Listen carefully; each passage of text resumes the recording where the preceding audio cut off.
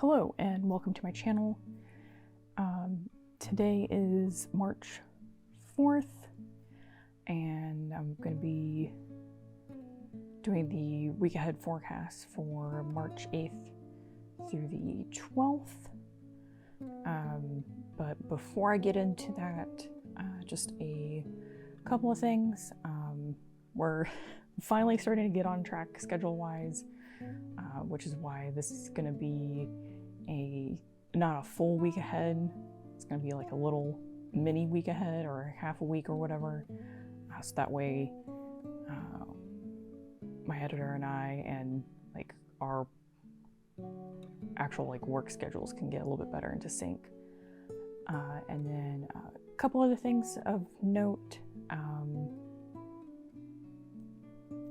As always, it's a general reading.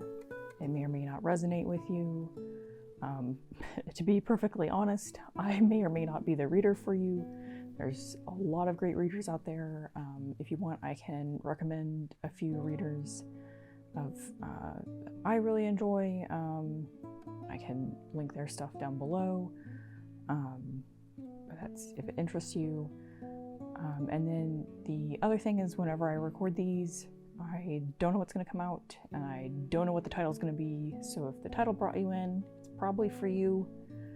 I try not to do clickbaity titles. I try to get, to the point of what the gist is of the reading, so. Oh, and the last thing I wanted to bring up is that I know sometimes the notifications can be kind of weird on YouTube, so make sure you have the little bell icon clicked if you want to get notifications. If you do have it clicked and you're not getting notifications, then before I set any video to publish, I will send out a tweet and include a link in that tweet to the actual video. So that's always an option. You can go check my Twitter to see if I've put up any recent videos or what's going on, and that's linked down below as well. Okay, so this is going to be the week ahead forecast for that March 8th through the 12th. We're just going to do like a little mini reading, just like I said, and this one is going to be for the water sign, since we're still in Pisces season. So let me see what I am drawn to deck-wise. I know we have the full moon coming up, so I'm going to do a moon card here.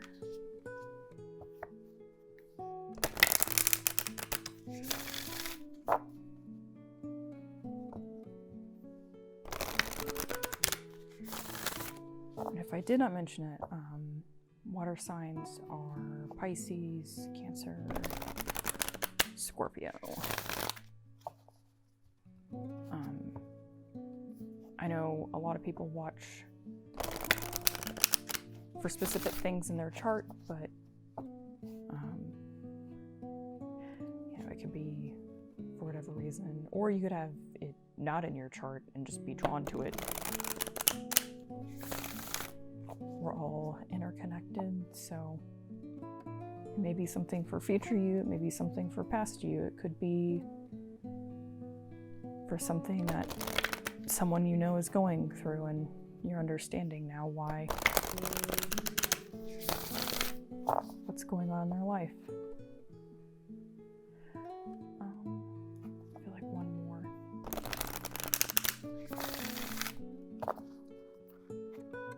I haven't used this one in a while, so that's why I shuffled it a lot. Otherwise, as I'm sure you've noticed, I usually do 3 shuffles, bridge shuffles, and then I will do my overhand thing. So I generally just go with what I feel, and I go with the flow when it comes to these. So what moon messages do the water signs need to hear? March 8th.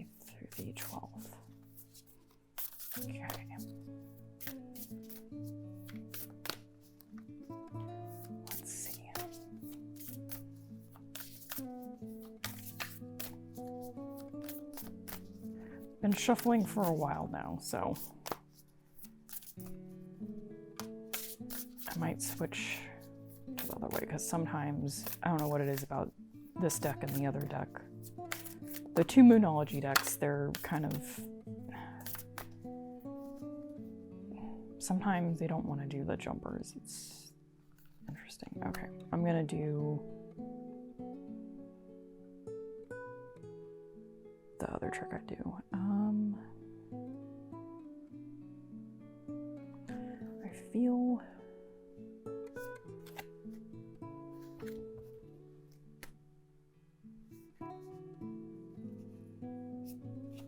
that one? Yeah. That is the message. And then I kind of want to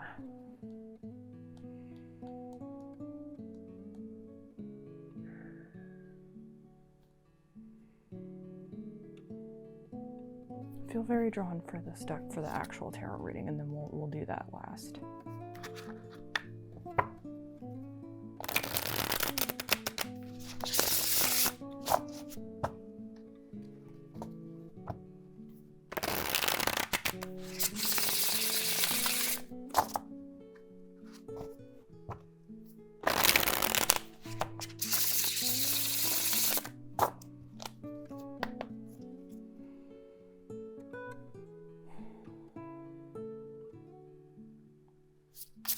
Messages do the water signs need to hear for our mini week ahead?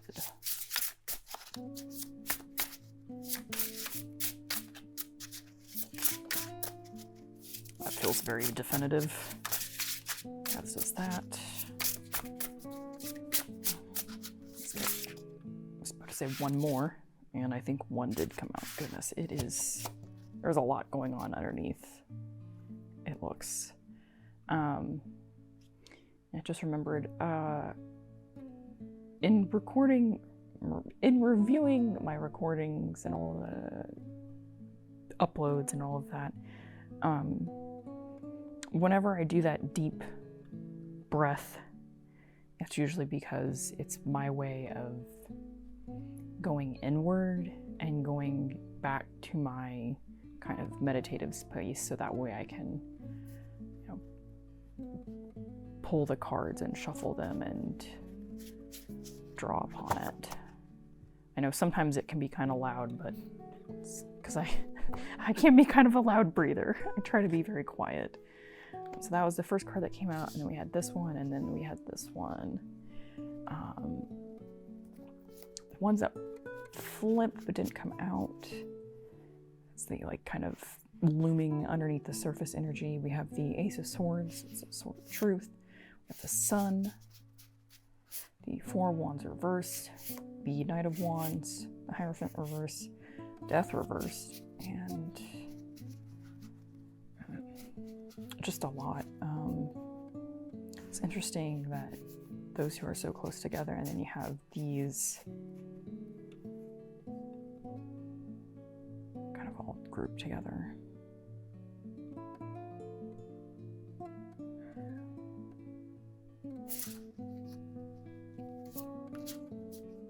On the bottom, and that one card is really angy. On the bottom is the Six of Swords, so that is generally, as I see it, it's a very smooth sailing. It feels very quiet. It's like, I don't know if you've ever been on a lake really early in the morning when there hasn't really been anyone else on it, and it's just still. And that is what I get off this card. If you notice, everything just looks still. And the only thing that's kind of disturbing it is this guy basically steering the boat, because there's these little ripples over to the side over here. So I see it as kind of this smooth, kind of like a safe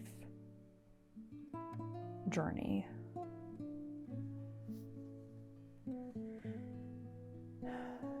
And then for this, we have our 2 swords, a Justice reverse, and the 10 of swords in the like sideways thing. So if you're new here, I'm weird, and I read that as like both reversed and upright. So it's one of those things where it could be up in the air, much like a coin. When you flip it up in the air, you don't know the outcome. So yeah. It's interesting that we got the Ace of Swords in the underlying in the deck, because this, what I'm really drawn to is, you know, it's 2 swords.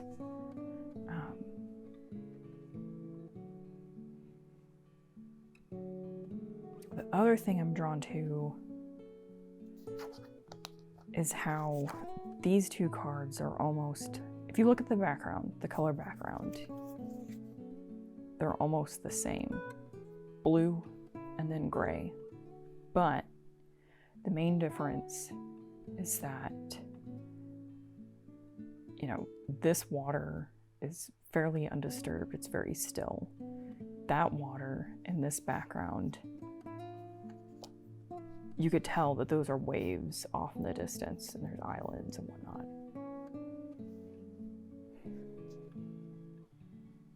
It's like a variation on a theme. Definitely feel like those 2 are tied together. The main thing I'm just really drawn to are the 2 swords, like I said earlier, which it's like, for me, it's not necessarily that it's 2 truths, because I do call the Ace of Swords like the sword of truth. It's more of, with her being blindfolded, it's like,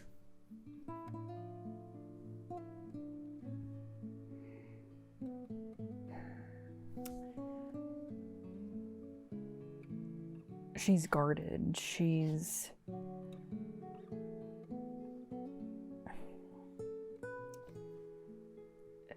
the thing that she's protecting herself from isn't there.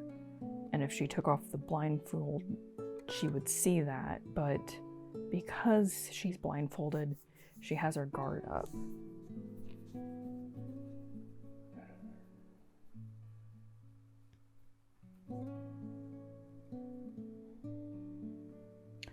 And then what's interesting as we move on to Justice Reverse is that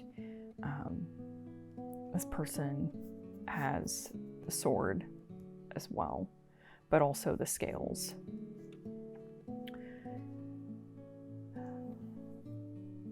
I think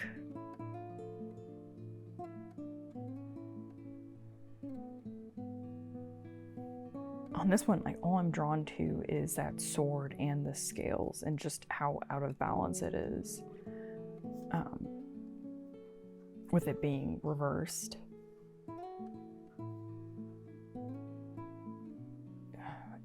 The main thing I'm getting right now is just, you're gonna need a whole lot of truth, the sword, to make it upright. Or the scales will have to balance out to make it upright. So for something like that, it makes me wonder if someone's like digging a hole and they just keep doubling down with lying or being dishonest. I mean,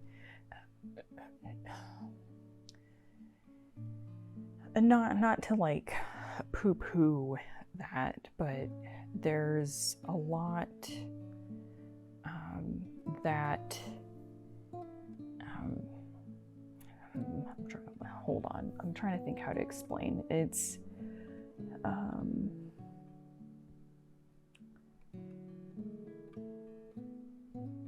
not necessarily that like lying is good, but there are times in which it may behoove you to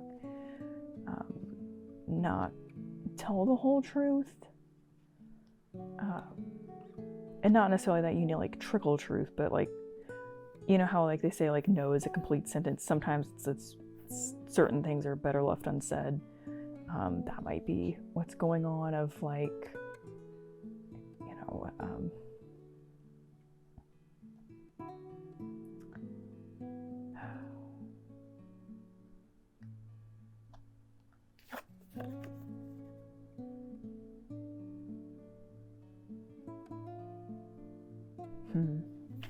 I don't know.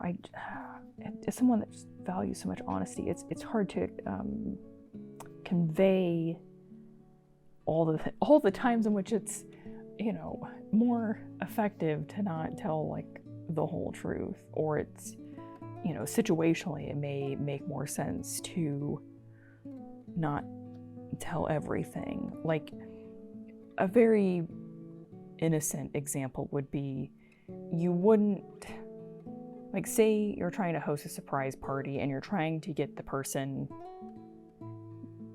that the party is for to the place. So you may have to say like some white lies or convince them to get to the party. Like, you don't want to tell them, oh yeah, we want you to come here because it's your surprise party. Well, then it's not a surprise. So like, that would be a situation in which like, it's okay to not be completely honest. Not that I'm out here advocating to like not be honest. I'm just, not every situation, it's not all black and white basically, and not every situation will dictate that you have to be 100% honest. I definitely do value it, but I wouldn't want a surprise ruined, you know, because someone wanted to be 100% honest with me. You know, there's ways of doing that would be a little bit better. So just as a for instance, you know, but yeah, this seems more like the type of lying where they're making up stories and they just keep doubling down. It's more like that, of like, oh, what's something recently that happened that was like that?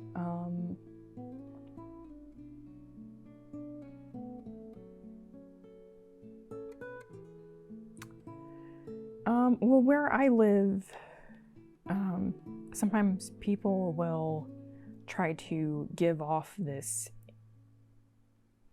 you know, keeping up with the Joneses thing. So they might have a very expensive car that they'll have from time to time, but it's actually a rental. But they say that they own it, like that type of thing. Or that they live in this really expensive place, but it's also a rental type of thing. You know, it's, you know, just the, that type of thing. I think you guys get it now. And then finally that gets us to the Ten of Swords. So with it being upright and reverse, it's like,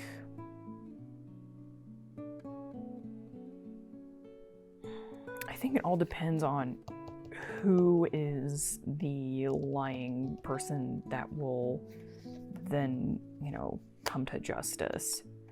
Because, I mean, you have basically two scenarios playing out here. So I feel like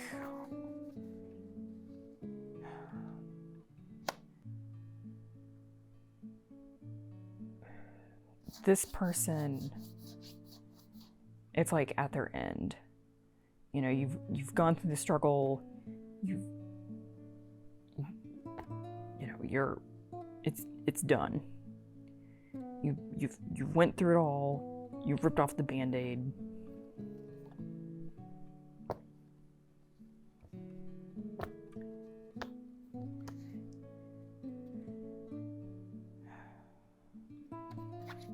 this way, it's like you're still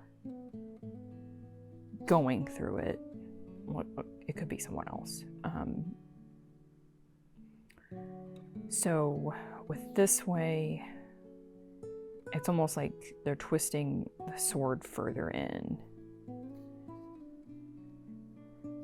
That's just the feeling I get. Like, this might be a little bit graphic, but it's like I get the feeling like with this being reversed that this person here is going to slide down and just be in more pain, more anguish, and just total despair. Whereas like this is more like, finally, this is all done and over. I can finally move on from all that crap. So yeah, I definitely feel like it really depends on who is, I guess, the out of balance person as far as which way this goes. So I'll move it back to there. And then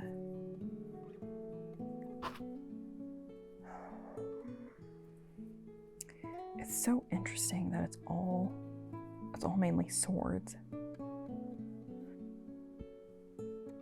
Even though this is for water signs. I feel like that's really important. I don't know why else I brought that up, but that's like the theme of all of them, is all the swords that I've noticed. I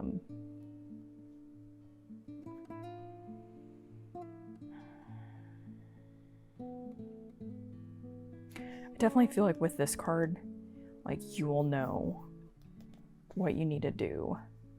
Because if she could put the sword down, take the blindfold off, she would see that there's no threat. And maybe with being so guarded, that's why there's all the lying that I kind of picked up on.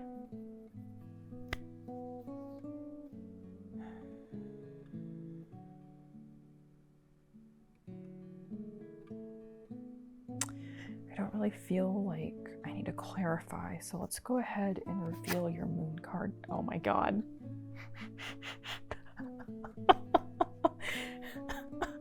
Look at that. And you saw how many times I shuffled, and then I mentioned how it's weird how we have all this air. Gemini's an air sign. And communication is key, apparently. And it's the new moon in Gemini. So let's see what we have in our little booklet.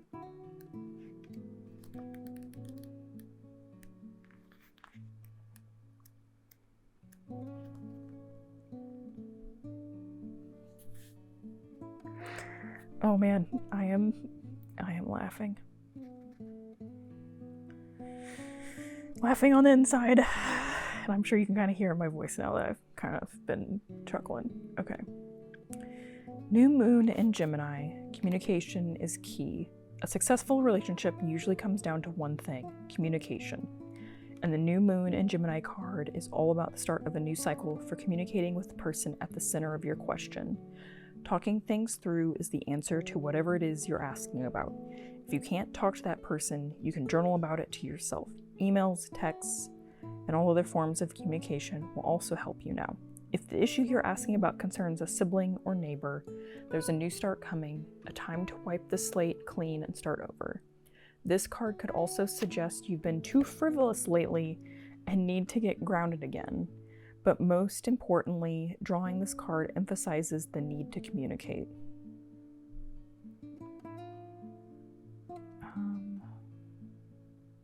Let's see.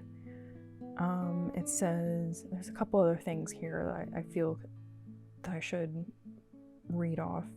So it says, attune to the moon, write a list of all the people you love most, and see if you're prioritizing them.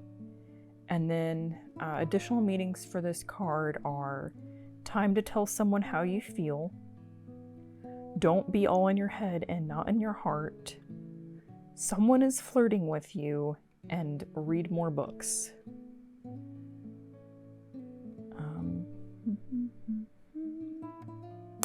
Here we go. And then further down it says, Gemini is a sign of communication and socializing, of ideas and travel. And the energy around it and around this card, no matter when you pull it, is speedy, gossipy, and flirtatious. The new moon in Gemini is a wonderful time to get out and socialize. Gemini loves a chat. One thing to be aware of is that this card can also indicate being mentally scattered. Daily meditations will help to unscramble cross wires in your brain. Yeah, that's especially the gossipy thing.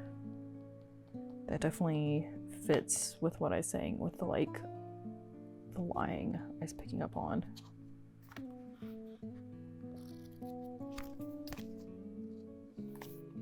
Okay. Well, I think I'm gonna leave it there for now, since this is just a little quick kind of mini week ahead. So if it resonated, leave a comment down below.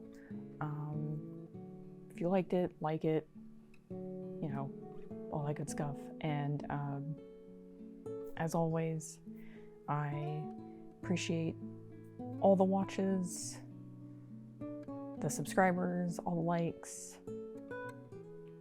all of it. Thank you. And I hope you have a wonderful week.